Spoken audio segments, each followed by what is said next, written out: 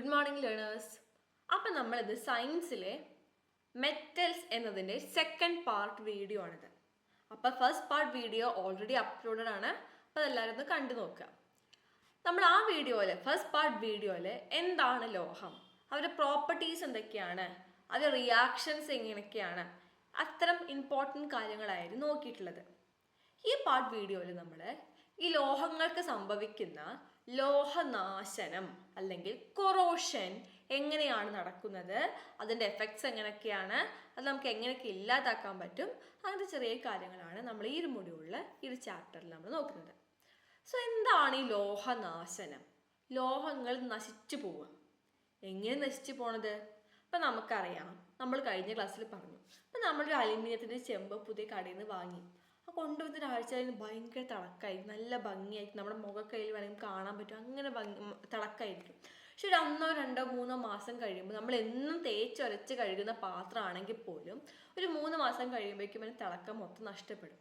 കാരണം എന്താ? ഈ ലോഹം അന്തരീക്ഷത്തിലെ വായുവുമായിട്ട് പ്രവർത്തിക്കും, വായുവിലെ കുറേ ഘടകങ്ങളുമായിട്ട് പ്രവർത്തിക്കും. അപ്പം നമുക്കറിയാം, വായു എന്ന് പറയുമ്പോൾ ആരൊക്കെ ഉണ്ട്? ഓക്സിജൻ ഉണ്ട്, കാർബൺ ഡൈ ഓക്സൈഡ് ഉണ്ട്, ജലാംശമുണ്ട്, അല്ലേ? ഇവരൊക്കെയുമായിട്ട് പ്രവർത്തിച്ച് ഓരോ പുതിയ സംയുക്തങ്ങൾ ഉണ്ടാക്കും. ഈ ഒരു പ്രക്രിയ വിളിക്കുന്ന പേരാണ് ലോഹനാശനം. അപ്പോൾ ശ്രദ്ധിക്കുക, ലോഹങ്ങൾ വായുവിൻ്റെ വിവിധ ഘടകങ്ങളുമായി പ്രതിപ്രവർത്തിച്ച് വിവിധ സംയുക്തങ്ങൾ ഉണ്ടാക്കുന്നു. ഇതിനെ ലോഹനാശം എന്നറിയപ്പെടുന്നു. എന്തൊക്കെയാണ് ഉദാഹരണങ്ങൾ? ഇരുമ്പ് തുരുമ്പിക്കുക, അല്ലേ?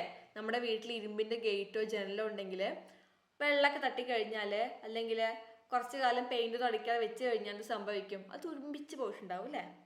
പിന്നെ ചെമ്പ് മങ്ങുന്നു. ചെമ്പിൻ്റെ പാത്രമൊക്കെ ഉണ്ടെങ്കിൽ ആ വാങ്ങുന്ന സമയത്ത് തിളക്കമൊന്നും പിന്നീട് ഉണ്ടാവില്ല, ആ തിളക്കം അങ്ങനെ കുറഞ്ഞു വരും.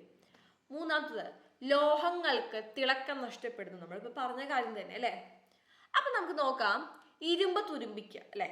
ഇരുമ്പ് തുരുമ്പിക്കുന്നതിനെ സ്വാധീനിക്കുന്ന ഘടകങ്ങൾ എന്തൊക്കെയാണ്? എപ്പോഴാണ് ഇരുമ്പ് വേഗം തുരുമ്പിക്കുക? എപ്പോഴാണ്? നമ്മൾ ആ ലോഹം വായുവുമായിട്ട് നല്ല കോണ്ടാക്ട് വരുമ്പോൾ. അപ്പം എൻ്റെ ഞാൻ എൻ്റെ വീടിൻ്റെ മുന്നിൽ ഇരുമ്പിൻ്റെ ഗേറ്റ് വെച്ചു, ഞാൻ പെയിൻ്റ് ഒന്നും അടിച്ചില്ല. പെയിൻ്റ് അടിക്കുമ്പോൾ എന്താ, ലോഹത്തിൻ്റെ മുകളിൽ നമ്മൾ പെയിൻ്റ് അടിക്കുമ്പോൾ ആ ലോഹവും വായുവും തമ്മിലുള്ള കോണ്ടാക്ട് അവിടെ നിൽക്കുകയാണ്, പിന്നെ കോണ്ടാക്ട് ഇല്ല, അപ്പോൾ തുരുമ്പിക്കൽ കുറയും. എന്നാൽ ഞാൻ പെയിൻ്റ് അടിക്കാതെ ലോഹം വെറുതെ ഇങ്ങനെ വായുവിൽ പുറത്തെവിടെയെങ്കിലും വെച്ചു, അപ്പം എന്ത് ചെയ്യും? ആ ലോഹം അന്തരീക്ഷ വായുവുമായിട്ട് സമ്പർക്കം വരും, ഓക്സിജനായിട്ടും ഈർപ്പായിട്ടൊക്കെ സമ്പർക്കം വരും. അപ്പോൾ ഒന്നാമത്തെ ഘടകമാണ് ഓക്സിജന്റെയും ഈർപ്പത്തിൻ്റെയും സാന്നിധ്യം. രണ്ടാമത്തത് താപനില, സ്വാധീനിക്കുന്ന ഘടകമാണ് താപനില. മൂന്നാമത്തെ ഘടകം നോക്കുക, സാധാരണ ഉപ്പ് പോലുള്ള ലവണങ്ങളുടെ സാന്നിധ്യം.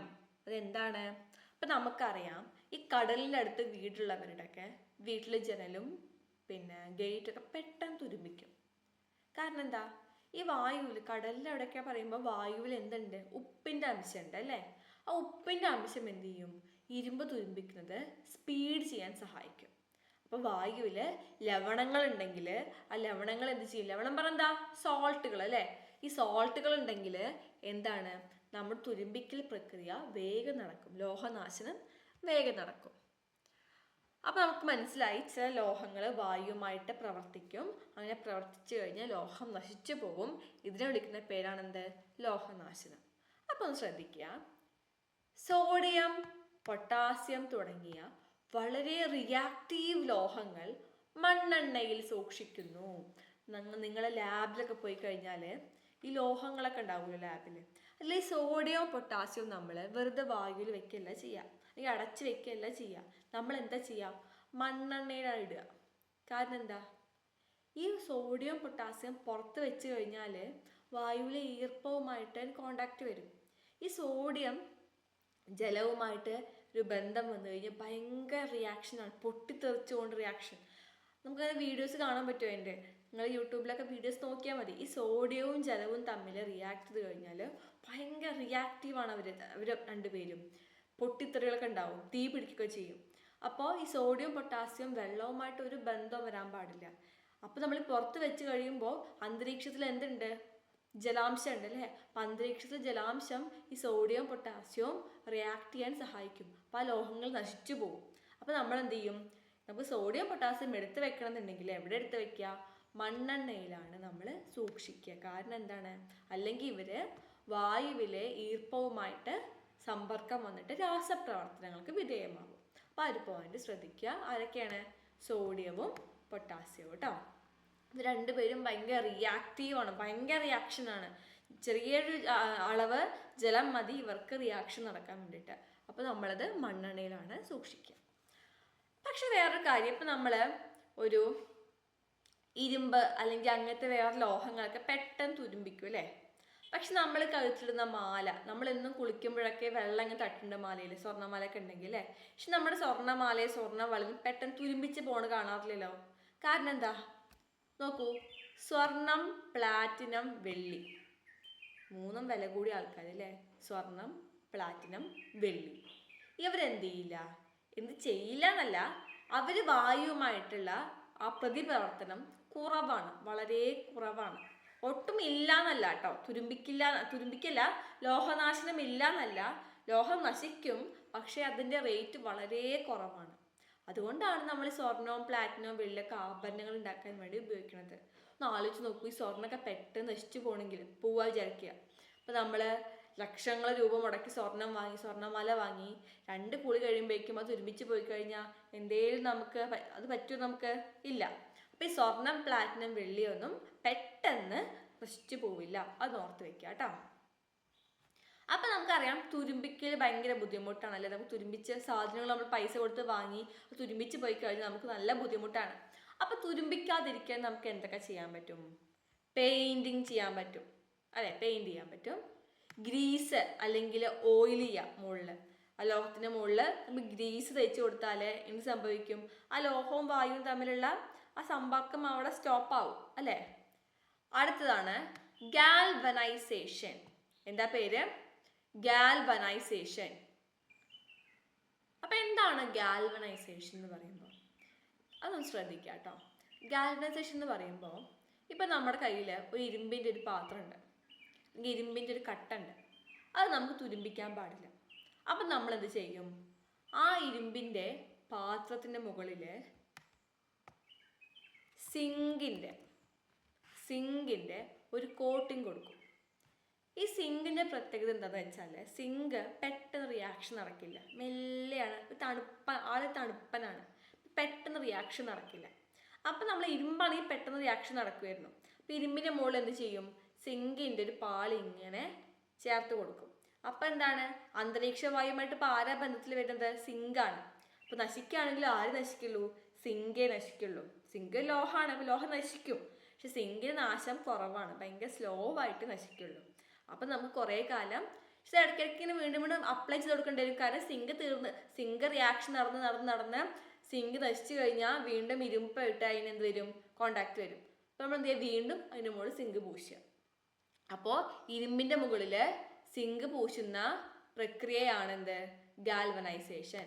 അപ്പോൾ ഗാൽവനൈസേഷൻ എന്ന് പറയുമ്പോൾ സിങ്കാണ് നമ്മൾ മുകളിൽ പുരട്ടുക അല്ലെങ്കിൽ തേക്കുക കേട്ടോ. തേക്കുകയല്ല, അതിൻ്റെ ഒരു പാളി നമ്മൾ മുകളിൽ ഉണ്ടാക്കുക ചെയ്യുക. ഇനി അടുത്തതാണ് നോൺ മെറ്റാലിക് കോട്ടിങ്. അതായത് ഇരുമ്പിൻ്റെ കട്ട ലോഹമാണെങ്കിലേ പ്രവർത്തിക്കുള്ളൂ. അപ്പം നമ്മൾ എന്ത് ചെയ്യുക? അതിൻ്റെ മുകളിൽ ഒരു നോൺ അലോഹത്തിൻ്റെ ഒരു പാളി നമ്മൾ മുകളിൽ കോട്ടിങ് ചെയ്യുക. അപ്പം എന്താണ്?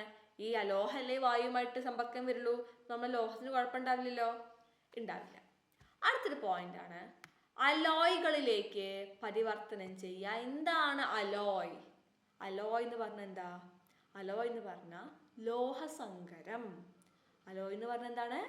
ലോഹസങ്കരം. എന്താണ് സങ്കരം? ലോഹസങ്കരം.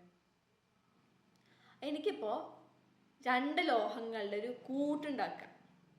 അപ്പം എനിക്ക് എ പറഞ്ഞ ലോഹത്തിൻ്റെ ഒരു പ്രോപ്പർട്ടി എനിക്കിഷ്ടമാണ്, ബി പറഞ്ഞ ലോഹത്തിൻ്റെ പ്രോപ്പർട്ടി എനിക്കിഷ്ടമാണ്. ഞാൻ എന്ത് ചെയ്യും? എനെയും ബീനെയും മിക്സ് ചെയ്യും. അപ്പം എനിക്ക് എന്ത് കിട്ടും? എൻ്റെയും കിട്ടും, ബീൻ്റെയും കിട്ടും. മനസ്സിലായോ? അതായത് 2 ലോഹമുണ്ട്, എയും ബിയും. അപ്പം എനിക്ക് ഒരു പുതിയ ലോഹം ഉണ്ടാക്കണം. ആ ലോഹത്തിന് എയുടെ സ്വഭാവം എനിക്ക് ആവശ്യമാണ്, ബീൻ്റെ സ്വഭാവം എനിക്ക് ആവശ്യമാണ്. അപ്പോൾ ഞാൻ എന്ത് ചെയ്യും? എനെയും ബീനെയും മിക്സ് ചെയ്യാം. അപ്പം എനിക്ക് എന്ത് കിട്ടും? എയുടെ സ്വഭാവം കിട്ടും, ബിയുടെ സ്വഭാവം ഉള്ള ഒരു ലോഹം കിട്ടും ഇല്ലേ? അങ്ങനെ നമുക്ക് ലോഹങ്ങൾ തമ്മിൽ ചേർക്കാൻ പറ്റും. അങ്ങനെ ചേർക്കുന്നതാണ് അലോയ്കൾ. അപ്പം നമുക്ക് എന്ത് ചെയ്യാൻ പറ്റും? നമ്മൾ സാധാരണ ഇരുമ്പത് ഉപയോഗിക്കാതെ നമ്മൾ സാധനങ്ങൾ ഉണ്ടാക്കാൻ ഇപ്പം എന്താ ഉപയോഗിക്കുക?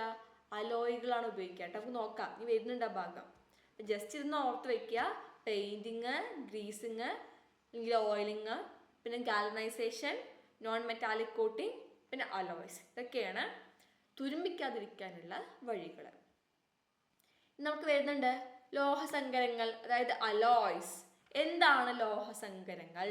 നോക്കുക, ലോഹങ്ങളെ മറ്റു ലോഹങ്ങളുമായോ അലോഹങ്ങളുമായോ സംയോജിപ്പിച്ച് ലോഹസങ്കരങ്ങൾ നമുക്ക് ഉണ്ടാക്കാൻ സാധിക്കും. ഉദാഹരണങ്ങൾ പഠിച്ചു വെക്കണം. സ്റ്റെയിൻലെസ് സ്റ്റീൽ കേട്ടണല്ലോ. സ്റ്റെയിൻലെസ് സ്റ്റീൽ, അതിൻ്റെ പ്രത്യേകത എന്താണ്? സ്റ്റെയിൻലെസ് സ്റ്റീലിൻ്റെ പ്രത്യേകത എന്താണ്? അതെന്ത് ചെയ്യില്ല? തുരുമ്പിക്കില്ല. സ്റ്റെയിൻലെസ് സ്റ്റീൽ എന്ത് ചെയ്യില്ല? തുരുമ്പിക്കില്ല. അതേപോലെയാണ് പിച്ചള. പിച്ചള എന്ന് പറഞ്ഞാൽ ബ്രാസ്. പിച്ചള പറഞ്ഞാൽ ബ്രാസ്. വെങ്കലം എന്ന് പറഞ്ഞാലോ ബ്രോൺസ്. പിച്ചള ബ്രാസ്, വെങ്കലം ബ്രോൺസ്. അപ്പൊ ഒന്ന് ശ്രദ്ധിക്കുക. ഈ പിച്ചള എന്ന് പറയുമ്പോൾ ആരൊക്കെ തമ്മിൽ ചേർന്നതാണ് പിച്ചളയില്? ആരൊക്കെ ഉണ്ട്? ചെമ്പും ഉണ്ട്, സിങ്കും ഉണ്ട്. ആരൊക്കെ ഉണ്ട്? ചെമ്പും ഉണ്ട്, സിങ്കും ഉണ്ട്. ചെമ്പും സിങ്കും അല്ലെങ്കിൽ കോപ്പറും സിങ്കും തമ്മിൽ ചേർത്താല് നമുക്ക് എന്ത് കിട്ടും? പിച്ചള കിട്ടും. അങ്ങനെ പഠിക്കാൻ എളുപ്പമാണ്. അടുത്ത ബ്രോൺസ് സെയിം പോലെ തന്നെയാണ്. ചെമ്പ് സെയിം തന്നെ. ഇവിടെയും ചെമ്പ്, ഇവിടെയും ചെമ്പ്. ആരേ മാറിയുള്ളൂ? ഇവിടെ നമ്മൾ സിങ്ക് ചേർത്തു, ഇവിടെ നമ്മൾ എന്ത് ചേർത്തു? വേറെ ലോഹമാണ് ടിന്ന്. ടിന്ന് വേറെ ലോഹത്തിന്റെ പേരാട്ടോ. ലോഹമാണ്, ഒരു മൂലകമാണ് ടിന്ന്. അപ്പോ പിച്ചള, ബ്രാസ് എന്ന് പറയുമ്പോൾ കോപ്പറും സിങ്കും, ബ്രോൺസ് എന്ന് പറയുമ്പോൾ കോപ്പറും ടിന്നും. Copper zinc, copper tin. മാറിപ്പോവരുത്, ബ്രാസും ബ്രോൺസും ട്ടോ. അതൊന്ന് പഠിച്ചു വെച്ചാൽ നമുക്ക് പെട്ടെന്ന് കിട്ടും. അപ്പൊ അങ്ങനെയാണെങ്കിൽ സ്റ്റെയിൻലെസ് സ്റ്റീൽ. സ്റ്റെയിൻലെസ് സ്റ്റീൽ എന്ന് പറയുമ്പോൾ അതിൽ ആരൊക്കെ ഉണ്ടാവും? എന്തായാലും ഇരുമ്പുണ്ടാവും അല്ലേ? ഇരുമ്പുണ്ടാവും. പിന്നത്തെ ആൾക്കാരാണ് ക്രോമിയവും നിക്കലും. Chromium, nickel. Iron, chromium, nickel. ഇരുമ്പും ക്രോമിയവും നിക്കലും. ഈ ക്രോമിയോ നിക്കലും ഉള്ളത് കൊണ്ടാണ് ഈ സ്റ്റെയിൻലെസ് സ്റ്റീൽ എന്ത് ചെയ്യാത്തത്? തുരുമ്പിക്കാത്തത്. അപ്പൊ പഠിച്ചു വെക്കുക. സ്റ്റെയിൻലെസ് സ്റ്റീൽ എന്ന് പറഞ്ഞാല് അയേൺ ഉണ്ട്, ക്രോമിയം ഉണ്ട്, നിക്കൽ ഉണ്ട്. ബ്രാസ് എന്ന് പറയുമ്പോഴോ കോപ്പർ ഉണ്ട്, സിങ്ക് ഉണ്ട്. ബ്രോൺസ് എന്ന് പറയുമ്പോഴോ കോപ്പർ ഉണ്ട്, ടിൻ ഉണ്ട്. അപ്പൊ ഒന്ന് പഠിച്ചു വെക്കുക കേട്ടോ, ആരൊക്കെയാണ് എന്നുള്ള കാര്യം. ഇനി നമുക്ക് 2 ക്വസ്റ്റ്യൻ കൂടി നോക്കാം. പ്രീവിയസ് ഇയർ ക്വസ്റ്റ്യൻസ് ആണ്. രക്തത്തിലെ ഹീമോഗ്ലോബിനിൽ അടങ്ങിയിരിക്കുന്ന ലോഹത്തിന്റെ പേരെന്താണ്? എന്താണ് ഹീമോഗ്ലോബിൻ? നമ്മുടെ രക്തത്തിലുള്ളതാണ് ഹീമോഗ്ലോബിൻ. എല്ലാവർക്കും അറിയാലോ. എന്താണ് HB? ഹീമോഗ്ലോബിൻ HB അല്ലേ? അപ്പൊ ഈ ഹീമോഗ്ലോബിനില് ഒരു ലോഹമുണ്ട്. ഹീമോഗ്ലോബിനില് ഒരു ലോഹമുണ്ട്. ആ ലോഹത്തിന്റെ പേരാണ് ഇരുമ്പ്. നമ്മളെ അയോൺ ഫോളിക് ടാബ്ലറ്റ്സ് സ്കൂളിൽ കൊടുക്കാറില്ലേ? എന്തുകൊണ്ടാണ്? നമ്മുടെ രക്തത്തില് ഹീമോഗ്ലോബിനിൽ ആരുണ്ട്? ഇരുമ്പുണ്ട്. അപ്പൊ നമ്മളെ ഫുഡില് ഇരുമ്പിന്റെ അളവ് കുറവാണെങ്കിൽ, നമ്മൾ കഴിക്കുന്ന ഫുഡില് ഇരുമ്പിന്റെ അംശം കുറവാണെങ്കിൽ നമ്മുടെ ഹീമോഗ്ലോബിന്റെ കാര്യം ബുദ്ധിമുട്ടാവും അല്ലെ? അപ്പൊ അയോൺ ഉണ്ടെങ്കിൽ എന്തുണ്ടാവുള്ളൂ? ഹീമോഗ്ലോബിൻ ഉണ്ടാവുള്ളൂ. അപ്പോൾ ഹീമോഗ്ലോബിൻ ഉള്ള ലോഹമാണ് ഇരുമ്പ്. ഓർത്ത് വെക്കുക കേട്ടോ. അടുത്ത ക്വസ്റ്റ്യൻ, മനുഷ്യന്റെ ശരീരത്തിൽ ഏറ്റവും കൂടുതലുള്ള ലോഹം ഏതാണ്? നമ്മുടെ ബോഡിയിൽ ഏറ്റവും കൂടുതലുള്ള ലോഹം ഏതാണ്? ഏതാണ് ലോഹം? കാൽഷ്യം ആണ് അല്ലെ? കാൽഷ്യം എന്തിലുള്ളത്? നമ്മുടെ എല്ലുകളിൽ എന്തുണ്ട്? കാൽഷ്യം ഉണ്ട്. അപ്പൊ നമ്മുടെ ബോഡിയിൽ ഫുൾ എന്തുണ്ട്? എല്ലുണ്ടല്ലോ അല്ലെ? അപ്പൊ ഏറ്റവും കൂടുതൽ ആരായിരിക്കും? കാൽഷ്യം ആയിരിക്കും. അത് ഓർത്ത് വെച്ചാൽ മതി, സിമ്പിളാണ്. അപ്പോൾ ഒന്നാമത്തെ പാർട്ടായ ലോഹങ്ങൾ പഠിക്കുക. അതിനുശേഷം ചെറിയ ടോപ്പിക്കായ ലോഹനാശനം കൂടി ശ്രദ്ധിച്ചു വയ്ക്കുക.